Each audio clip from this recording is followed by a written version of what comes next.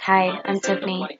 Um, a lot of you have probably seen my videos. If not, I mostly just talk about heroin addiction, how I put it to my life, and my advice to people, and just the realness of it. The shit that people need to do, the shit that people need to look out for. You know, um, it's not as hard as people think, and it's not as hard as people make it out to be, and that's what's stopping this world from even wanting to try. You know, it took me a long, long time to find the person that I am today. Um,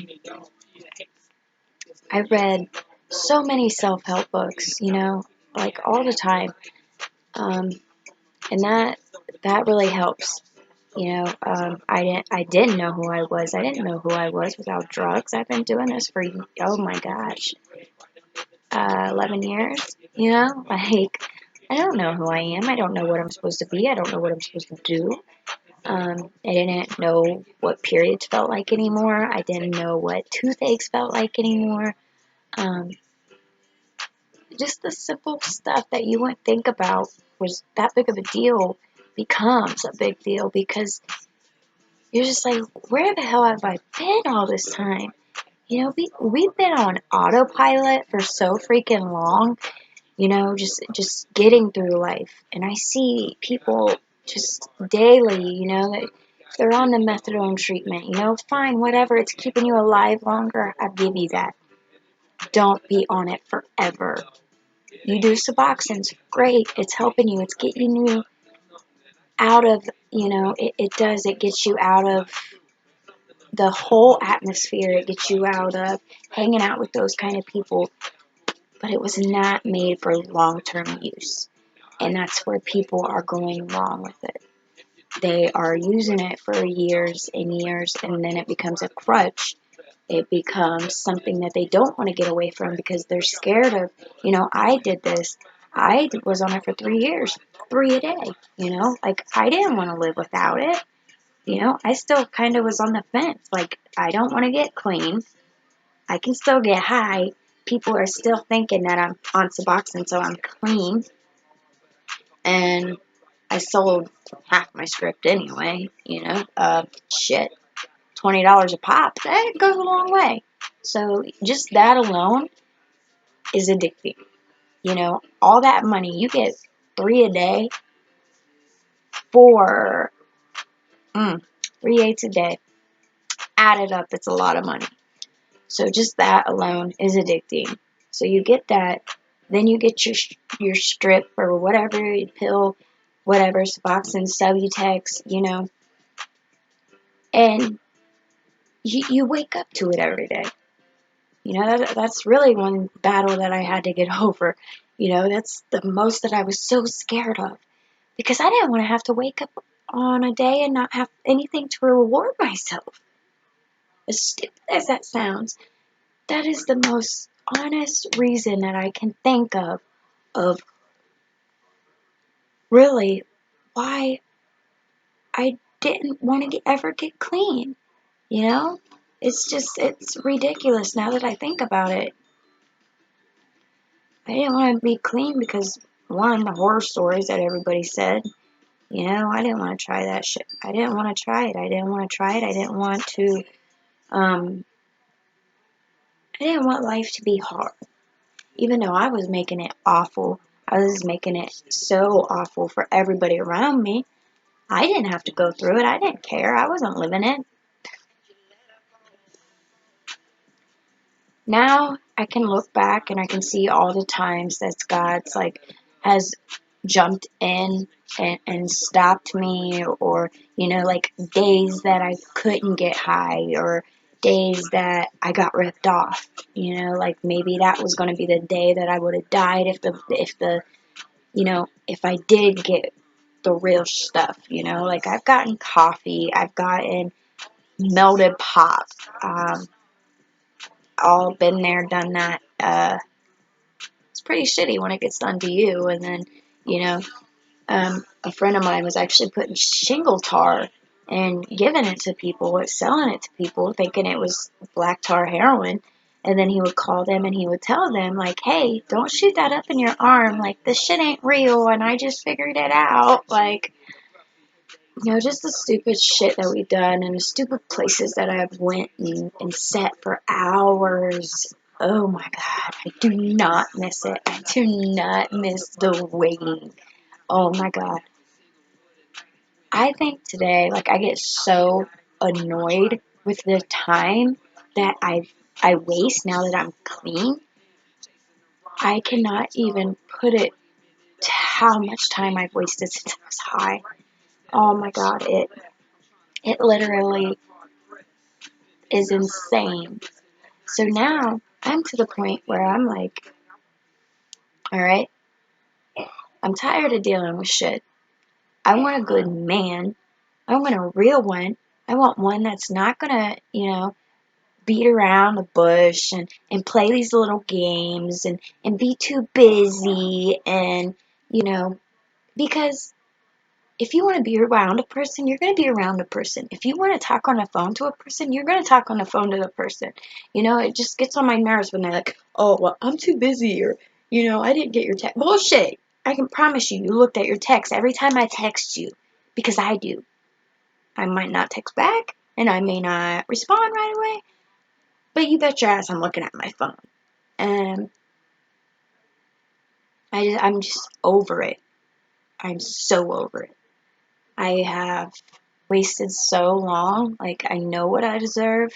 After you've been just through so much, just really, I just want to, like, I settled. That's what I did. I settled for less than I deserve. But, I was actually really lucky because the men I was with didn't use.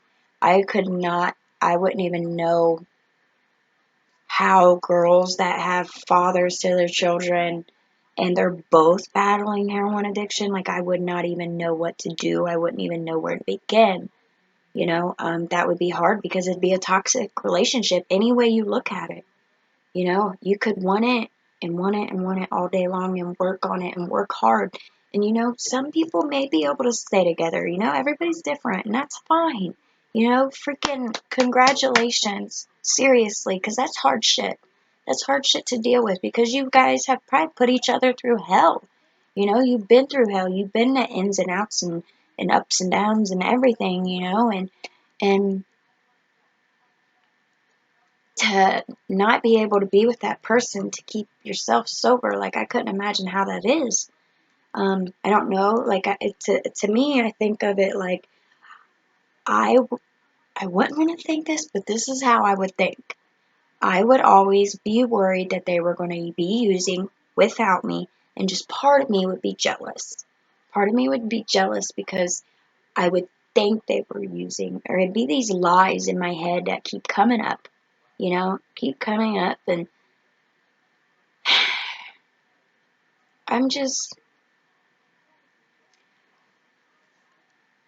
I know this is temporary. I know this whole life is temporary. This isn't where we're supposed to be. This isn't where, what life is supposed to be. And I've never been more sure of it than I am now. Things happen for a reason, you know. I know it sucks when people that we are close to pass away, but we can't look at it like that. I was talking to a girl today, and she was like, man, I know what's wrong with this girl, her mother was an alcoholic, and we sat there and talked about it, and you can't hold on to that shit. You can't. Let it go, because you feeling sorry for yourself, you being sad that you had that life is holding you back from actually doing something good with your life. If you really think about it, you being sad is not fixing anything and it's not helping anything. It's ruining your life because you just got so much you keep thinking about, so much things you wish would have changed, wish you didn't happen. You got all these wishes, whys, all this stuff that's never going to get answered. Maybe, who knows? Maybe it will, maybe it won't. I don't know. who's to say? But there's no reason whatsoever that you, just because you had something really bad happen in your life, doesn't mean you can't go out with something truly amazing to happen in your life. I can't push that enough. It's not worth it. Nothing is. Today, I, I'm not gonna lie, I haven't been perfect. I'm still not perfect. I can be glad that I haven't I haven't done Xanax and I haven't drank and I haven't smoked pot. If you focus, when you first get clean and you focus like me, it was very hard for me to put in my head that I am never going to be able to party with people. I'm never going to be able to drink at weddings. I'm never going to be able to do this and do that and this and that. Just that alone will scare the shit out of me. I'm just saying. I mean, this is just real. I was scared shitless. I was like, no, like, I like to drink. I don't feel like, every now and then. It's not a problem for me. It's not something like, woohoo, let's do it every day. No, it's not. Like, I walk away from it. I enjoy it. I have a beer after work. Not literally, but I used to, like, I don't see it as such a problem as getting away from heroin. I mean, yes, alcoholism is very huge and it's awful to get away from. And that's not at all what I'm saying. I'm just saying don't do it because you think you won't be able to do another drug as long as you live. Because if you do that and you think that, that's going to be so overwhelming that you're not even going to want to try to quit that. And I'm only speaking on my experiences. And I am only telling you because this is the way I thought. This is the way I've thought for a really long time. And it's ridiculous because all these thoughts, all these other people's opinions and stories and experiments and whatnot, they've kept me sick. They've kept me sick and I didn't want to try. I didn't want to give that stuff up,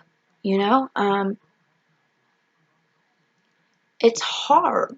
It's so hard, especially going from partying, being the bad people, just doing bad ass things you're thinking at the time. You just think you're a badass and nothing's gonna touch you and you do this and you smoke pot and I'm, like that's how I thought, like, oh, I'm on heroin, watch the out, man, like, and I'll look like, oh gosh, but I did, I look stupid. And I still to this day, when I look at people, people that are high and on something, I'm like, oh my God, dude, I look like that. I look like that. Your asses should have taped my ass. Tape my ass and show me this when I'm sober and clean. I think back, like my mom would be like, what do you want? I'd be like, nothing, Mom. I'm just tired. I just didn't sleep last night. Like, that's how I would look. And, like, you see it. It's everywhere. It is everywhere. People so messed up, like, they're trying to give you money, and they're like, they can't even open their eyes and hold their head up. The two ladies that were working behind a register at some kind of gas station that has went all over the internet. Like, these people need help. You have all these jobs, okay, that give drug tests, that fire all these people, okay? They smoke pot, they do this, they do that. How about they get some special kind of program and those big companies that make a lot of money, like Honda, CYT,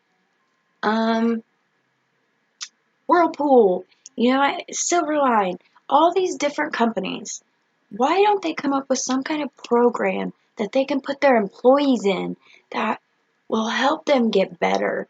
I mean, we're never going to change this. We are never going to get a hold on this.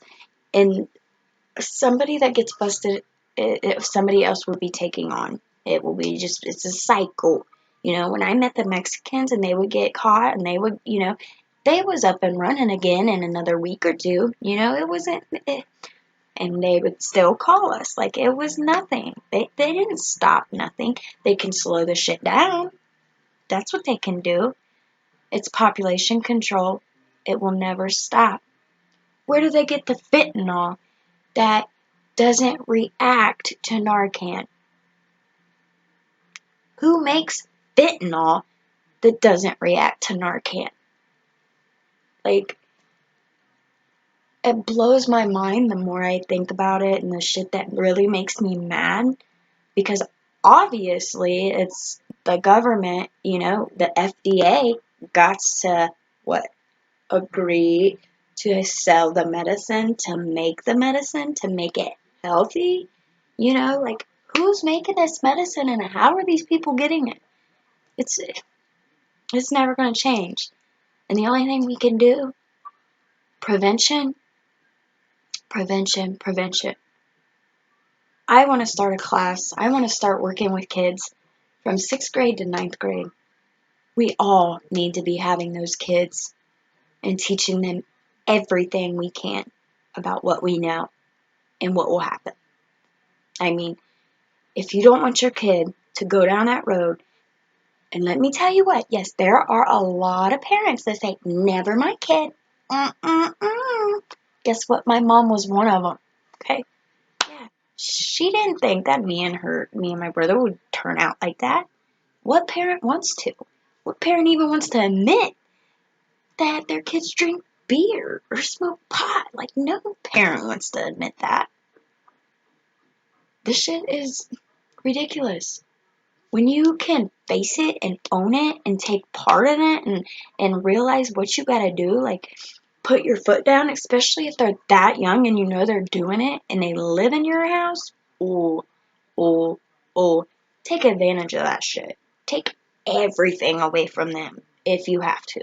Because I would rather my child be pissed off at me and hate me and be alive than be dead and happy because I helped them get there.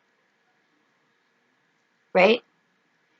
If you know and you love somebody that's addicted, if they are happy with you, you are enabling them. Period. If they are happy with you, they manipulated you. I am the super manipulator. I manipulated the manipulation paper when I had to write one in treatment. I was the manipulator of all manipulators. As an addict, we are. We know what to do, what to say, how to act. We can Angelina Jolie, like we can get some Grammys up in here the way we acted. If I wanted something from the doctor, you bet your ass I was going in there.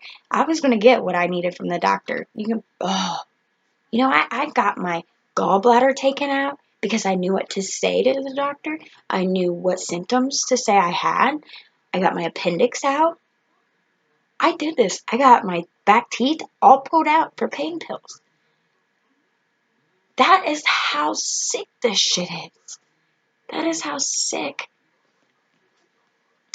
I would think of ways that I could push myself off my roof and get some pain pills.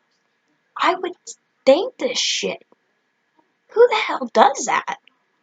Who sits there and like, you know what a good idea would be today?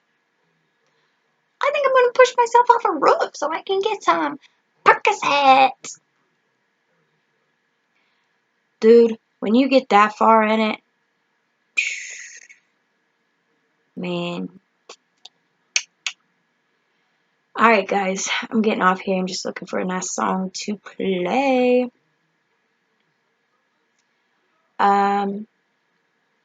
This is John Young. I really like him. Really, really, really. Ooh, now that was a good song. Here, hold on. We're just gonna play this one because I can't find it. Alright. So, here you go, guys. Have a beautiful night. Listen to your heart. It says a lot that we don't notice. It says a lot that we don't think is true. Just gotta listen to my heart, but I keep on ending up right back at the start. I see the finish line, but something always in the way. But I gotta keep running, cause I'll reach it one day.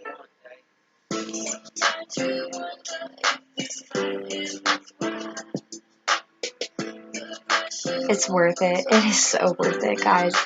I cannot tell you. Oh my god. It is not that hard. It's not hard at all. And don't let somebody else's story stop you. Don't. Your weaknesses could be their strengths. Their weaknesses could be your strengths. Think of it that way. God bless you all. Love you. Bye.